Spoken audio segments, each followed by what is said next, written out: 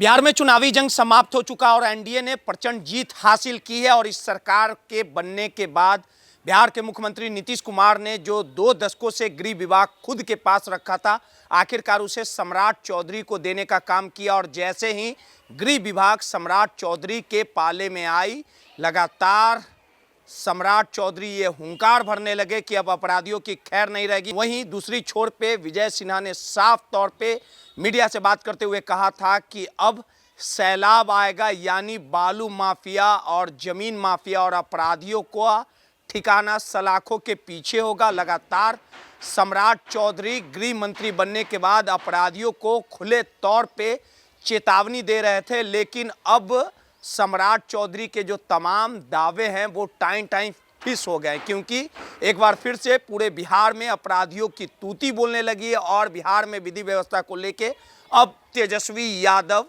Front पर आ गए हैं। यानी तेजस्वी यादव के चुनावी जो नतीजे आए थे, हार के बाद फिर से सत्ता पक्ष में बैठे नेताओं से दो हाथ करने को लेके तैयार हैं और सोशल मीडिया के माध्यम से आरजेडी यानी तेजस्वी यादव के द्वारा सम्राट चौधरी को घेरा गया है। साफ तौर पे कहा गया है कि सम्राट चौधरी जी, आप देख लीजिए कि किस प्रकार से अपराधी पूरे बिहार में नंगा नाच कर रहे हैं, चारों ओर खून ही खून। आखिर सम्राट चौधरी किस बिल में छिप गए, आखिर क्यों कानून को अपराधी ठेंगा लगा रहे हैं। और एक के बाद एक सोशल मीडिया के माध्यम से जो सम्राट चौधरी को घेरा गया है, पटना में ट्रिपल हत्या के बाद पुलिस की कार्यशैली पर सवाल खड़ा हुआ और किस प्रकार से सम्राट चौधरी को तेजस्वी यादव ने घेरा। पहले तमाम आपको पोस्ट के माध्यम से सिलसिलेवार तरीके से बताते हैं कि पहला जो पोस्ट किया गया, पटना में खून ही खून, अब हुआ ट्रिपल मर्डर।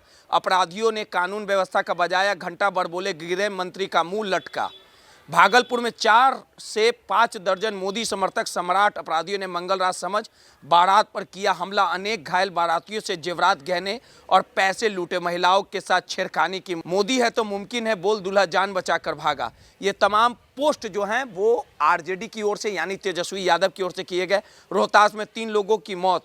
अब आप समझ सकते होंगे कि किस प्रकार से लगातार कहीं ना कहीं मधुबनी में अपराधियों का आतंक, 3 युवकों पर ताबड़तोड़ फायरिंग। भाजपाई जंगल राज में अपराधी बने सम्राट। बिहार में जंगल राज, पटना के होटल में खाना खाया, पैसे मांगे तो बरसा दी दनादीन गोलियां।